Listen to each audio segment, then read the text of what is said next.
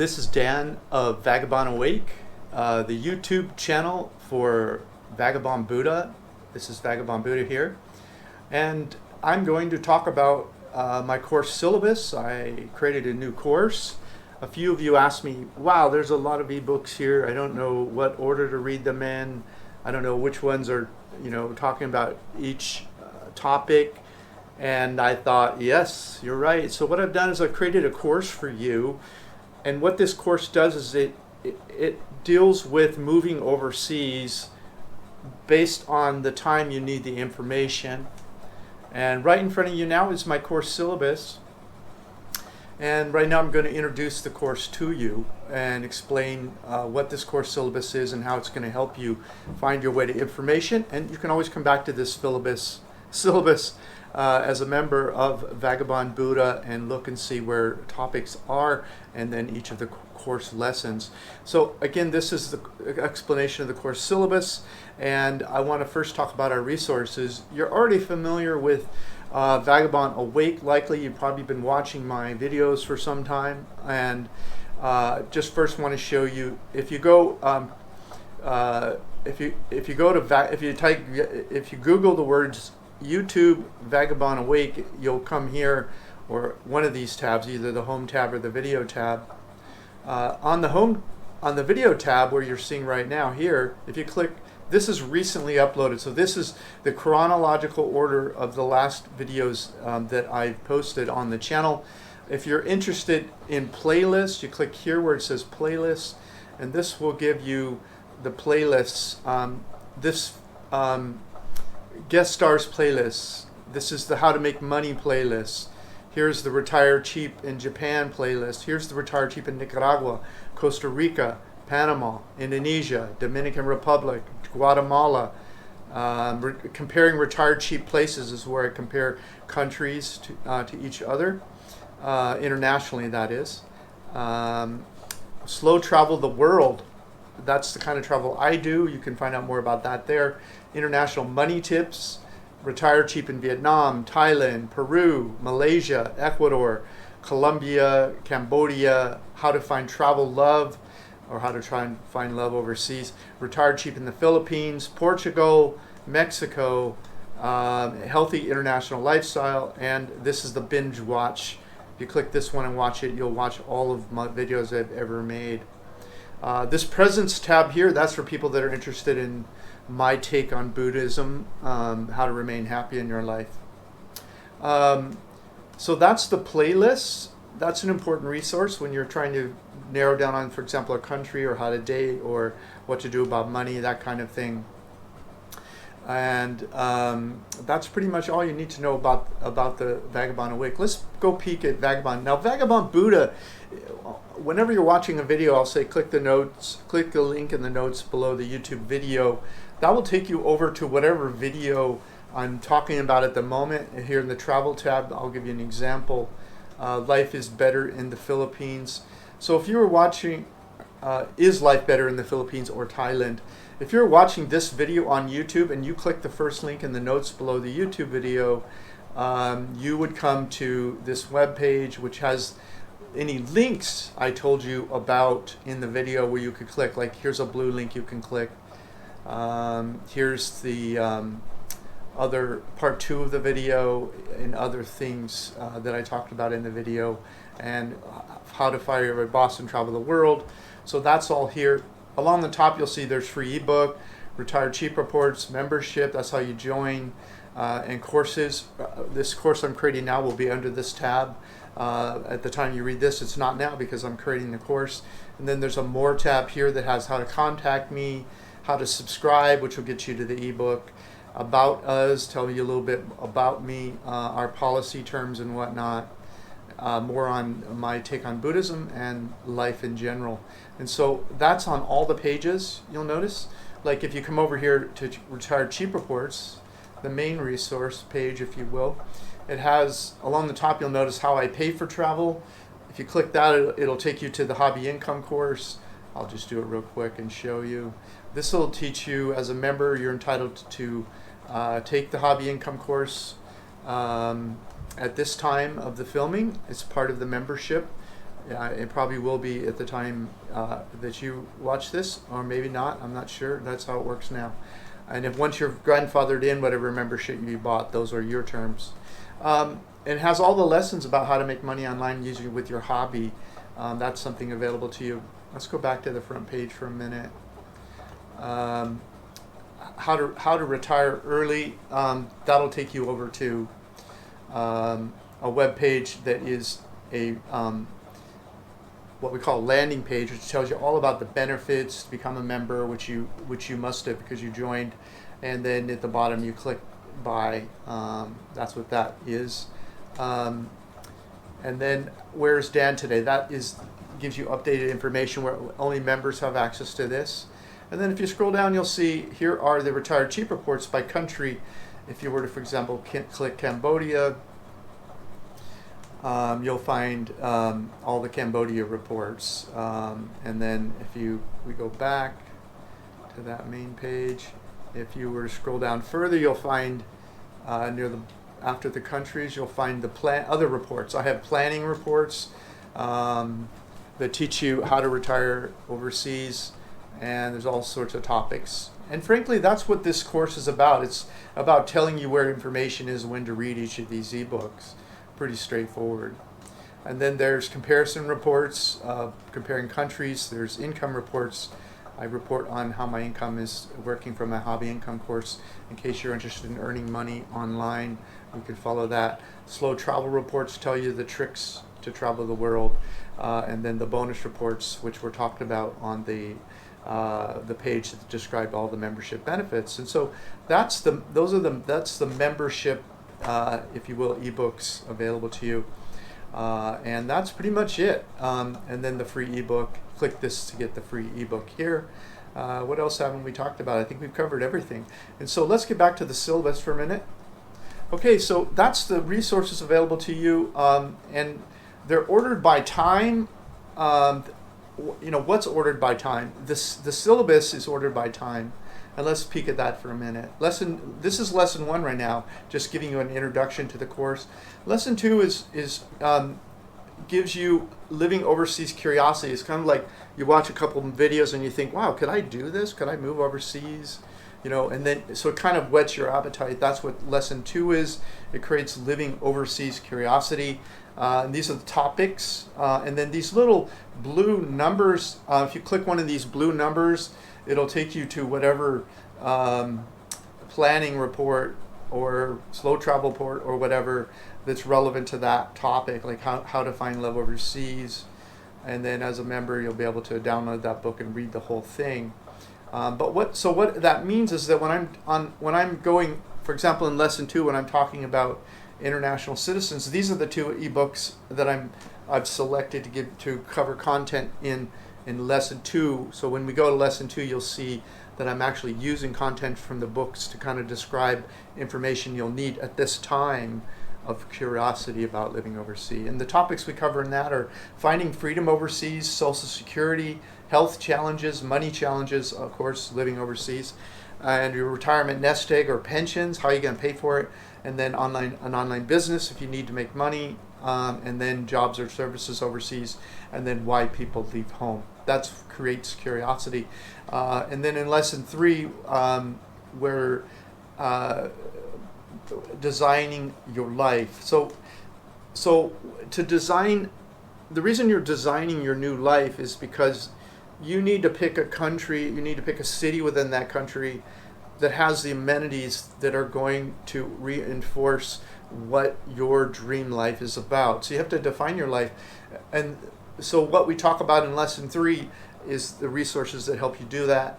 And one of the resources we refer to is about defining your life.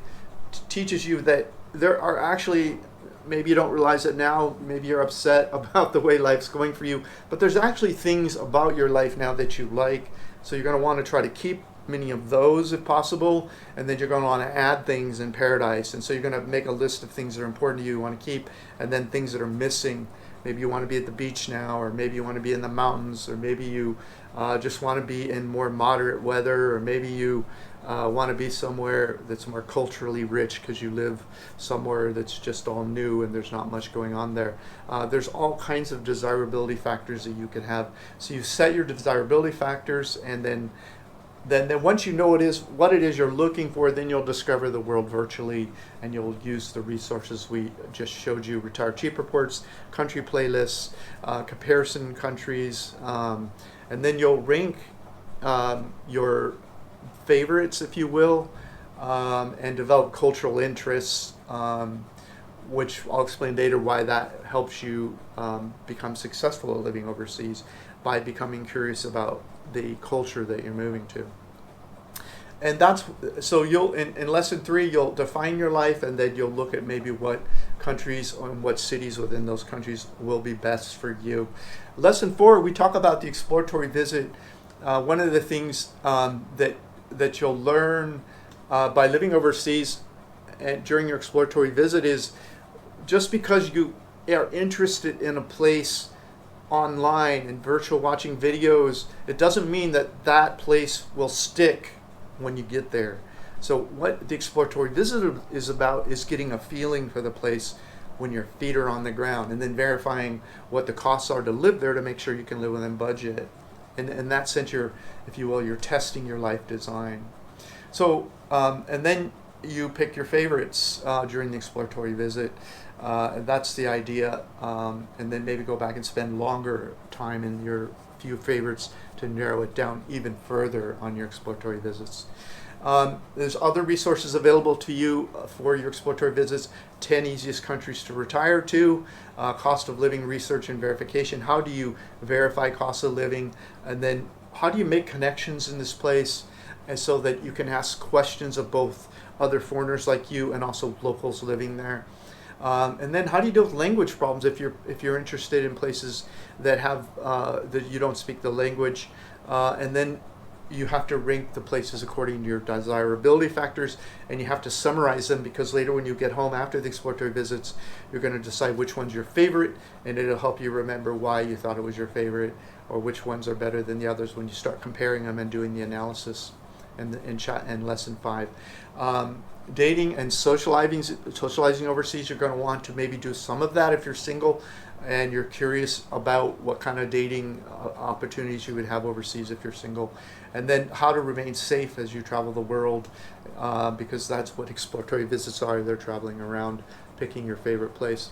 How to reduce your health risks, things like mosquito nets or repellent, or different ways you can protect yourself, and know about problems that will happen, maybe that were not really a problem where you live now. Slow travel tips and tricks. How do you save money? How do you reduce the hassle when you're slow traveling to these different places? And how do you save money? I know I already said that. And then packing. What are you going to pack? Are you going to go as a minimalist? Are you going to pack a lot of junk? And then for your exploratory visit. And then how to stay fit as you travel. That's an important thing, because it can be very stressful traveling. And if you have, if you're getting a good workout in, which I talk about in that lesson, that will reduce your stress. It'll increase your energy and your balance, and it will help you remain healthy as you do your exploratory visits. Okay, lesson 5, we talk about analysis and decision. So now you've visited your 4 or 5 or 10, whatever it is, favorite places by slow traveling on a low budget, because it can get expensive if you do it wrong. And now you've touched them, you've sat in those places, you've walked those streets, and you really kind of understand which ones are your favorite. Now you go back over your number, you verify your income and expenses, you make your final healthcare decisions, and maybe purchase, or make that at least a decision about what healthcare you would buy. And then you look at whether you're going to move overseas and be a stationary retiree, or are you going to be a slow traveler like me? How does that affect your budget? Do that verification. And then you costs from traveling from a foreign base. if you're like me, my long-term plans is to have a foreign base, but then also to continue traveling throughout my life, because I love to travel. I love to see the world. What does that cost? And make sure you have the budget for that. And then you want to set your budget according to whatever travel sort of life you're going to have, or stationary. It'll affect your budget greatly, and we talk about that. And then you may have to make a decision. Are you leaving? It's time to put on your big boy or big girl pants and make that decision.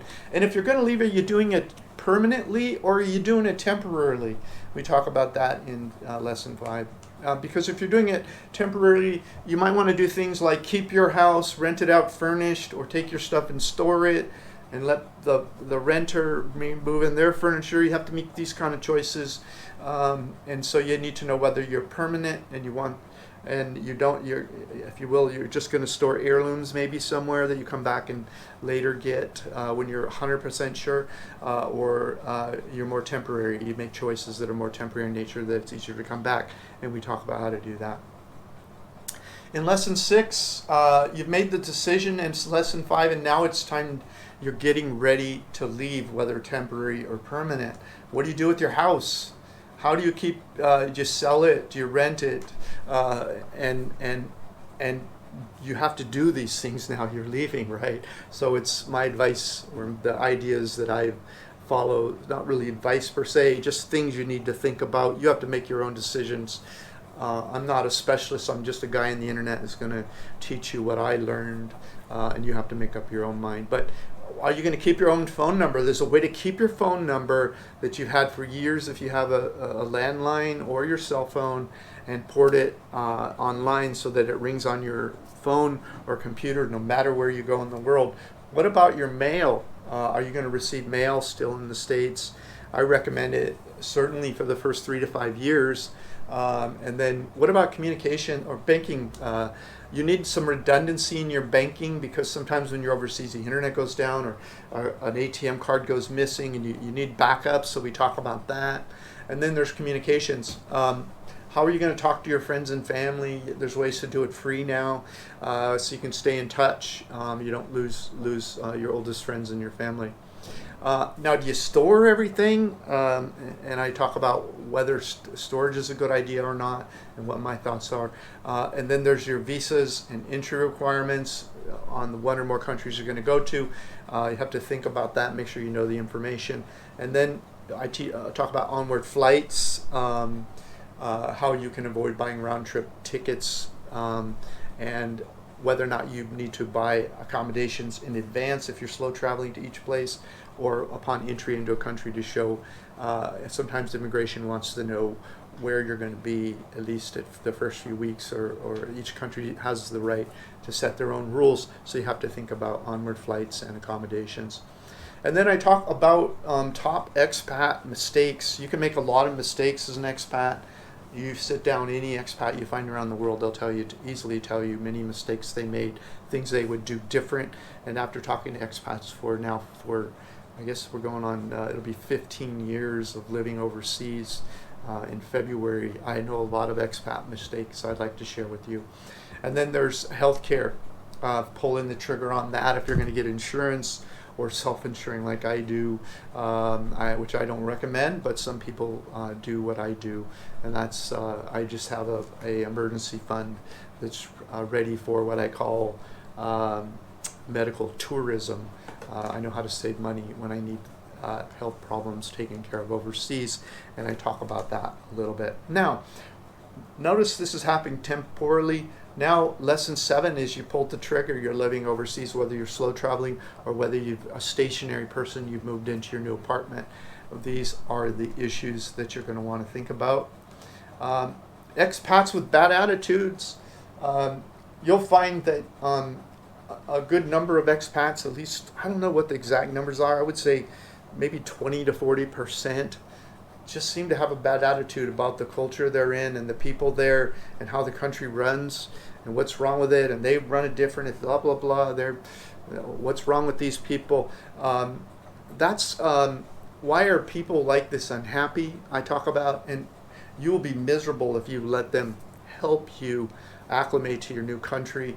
You're better to run in the other direction and find people that are enjoying living overseas. because bad attitudes are might end up inside. You might internalize some of them if you listen to these people. It's okay to listen a little bit, but I'll teach you how to listen in a way that doesn't ruin your experience, because some of them have some interesting things to say that you can watch out for. So, who should not retire internationally? I talk a little bit about that, and mainly it has to do with health or money. Or there's people that just have no curiosity about the world. They just want things to be like home but cheaper. I talk about that in Lesson 7. And then the two biggest threats to overseas living, these are the threats you need to think about the whole way through, because you have to make sure you have enough money, and the other threat is your health. And how I think about it, how I deal about it, I set what's called a budget alarm and a health alarm. And I talk about that in Lesson 7, and that's your lifetime lesson once you moved overseas. And then managing your budget. There's concepts I talk about like minimalism, why many expats fail living overseas, why you don't want to give your assets away, you're too old to recover, and how to stay retired, meaning inflation and other issues that can come up, so you don't have to fly home and sleep on a relative's couch. And that can happen if you don't watch what you're doing, so make sure to learn about that. And then there's a hobby income course. You can read that at any time, and that'll teach you how I make money online to pay for my life overseas, and how I've done that in different ways over the years. Also right now, an issue is inflation. Will the Fed beat inflation, and what steps will I take if the Fed looks like it's not going to be able to beat inflation? And then I talk about this concept of a local integration to expat bubbles.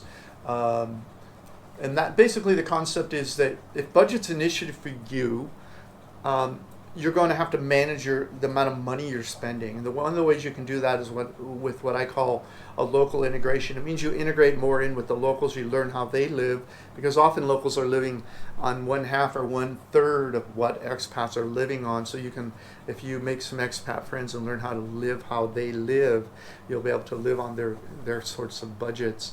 And then what are some of the consequences if you decide to live in what I call an expat bubble? And then if you're living in an expat bubble and your expenses are too high and you need to come back, I talk about different ways to do that.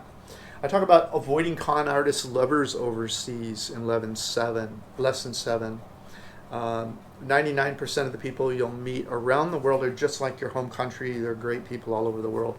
But you just need to think about, because they don't have a label on it that says con artist, you need to think about ways to conduct yourself in your life, in everyday life, so you don't end up giving all of your assets away or losing your nest egg, which you need as you get older.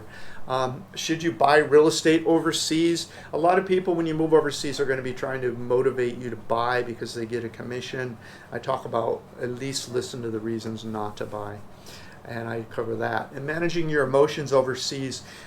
U.S. citizens and Europeans and citizens from all over the world have been going overseas literally for centuries in capacity, whether for education or working for an embassy.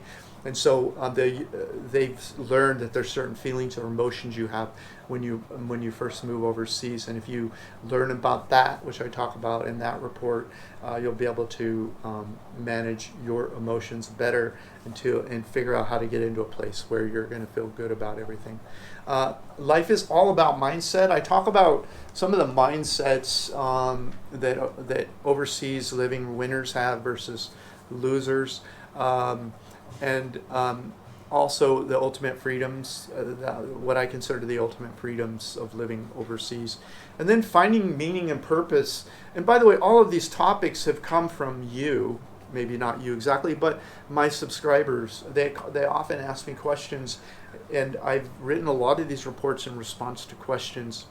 And that's, which I'll talk about in a minute. This is an evolving content, and so you're going to learn more, and not just from me, but as being an expat. And when you have questions, it's good to shoot me an email, and I'll think about which ones to write reports about. But so this expat that was living in Mexico sent me an email about finding meaning. He'd moved to Mexico and had refurbished a house and got everything he wanted done in about the first year. And boy, he was loving it. But he started getting up in the morning after that, and he said he kind of needed a reason, if you will, to live other than feeding the cats, is what he wrote in the email. And so I responded to that, talking about how to find meaning and purpose.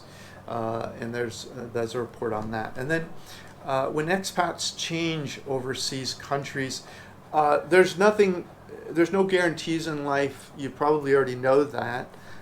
Even if you pick a country and you love it, there's a chance that something will happen politically with that country, just like it could happen in your home country, that makes it undesirable to you and you'll want to move somewhere else. So I talk about how to think and how to deal with that a little bit. And because it's not the end of the world. To me, it's been the highlight of my life. Enjoying the world and moving around and exploring the world and creating all these reports has been the highlight of my life. So it's not something you should be afraid of if you need to move to another country.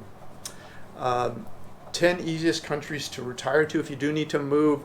What are some of the, if you don't want to deal with a hassle of another retirement visa, what are some of your options in some of the countries? And then expats traveling the world from a foreign base, I talk about. So if you move overseas foreign, but then you live there only 9 months of the year and spend 3 months of the year traveling around, talk a little bit about that. And then one day you're going to die. Do you have fear about that, not being around your family, or how would that work? What's it look like when you die in a foreign country? So that's lesson 7. So that's the whole course. And again, the purpose of this course is to lead you through information. So when something comes up in your life, hopefully the bell will go off, ding, oh yeah, that's in the syllabus. I better go read that report. I'll be pretty, these lessons are going to be an hour, maybe 40 minutes or more. And so I'm going to cover a lot of material, so you really have a good idea of what's in my reports and which ones to go to. And this syllabus these links will be clickable, so you can go read each one in detail as I talk about them. Okay, let's look back here. So ordered by time, we talked about that. Index of reports, that's really what the syllabus is. And then growing knowledge resource by asking me questions and sharing online in the notes and all that, we're a growing community of information. But do shoot me an email, tell me what's missing. That's why this course happened. That's why the hobby income course happened. That's why all the reports were created, because you guys are asking good questions. Now go at your own pace. Hit the gas when you're bored. Some things are not going to apply to you. Talking about dating, if you're in a relationship, not going to make sense. But a lot of it will make sense, but just hit the gas when something does, and feel free to take breaks whenever you want. There's no timing on this. One way you might want to do this is just watch all 7 lessons, really get a feel for what's here, and then just go back and review reports as issues come up and you want questions answered. And then reverse, go forward and back. Sometimes you go back and why did he say not to buy that real estate again? I got to make that decision now. Go back and read that, so you can ask more questions about, what about land use? What about, can they put a packing house, a meat packing house across the street? Can they put a strip club next door that's blaring music 24 hours a day? Go back and read that report. And then feel free to skip ahead, as I said, when things don't seem right for you. But that's really the purpose of this lesson. Lesson 1, just kind of give you an overview of what resources are available to you and what I'm going to be teaching in the next 7 lessons after this lesson 1. So thanks for watching. Thanks for listening. And sorry that I'm not showing all the beautiful pictures and everything, but this is a time to put on your big boy or big girl pants on and learn what I and others have learned over the years. But just remember, these are your choices, these are your decisions, and I'm not guaranteeing that moving overseas is going to be right for you. You may change your mind one day and move home. So think about whether you want to do it permanently or temporary when we get to that lesson. And don't burn any bridges. Living overseas is not for everyone. It's been the highlight of my life. Many of the expats, you've seen me interview them. I really love it. But not everyone moves overseas, right? And so, and if they do, some of them go home and never leave again, or maybe they just travel after that. So, but I'll do my best to teach you what I learned and the things I learned along the way and when they're relevant time-wise, and that's what we'll cover in this course. Thanks for watching, and you have a great day. I'll see you in lesson 2.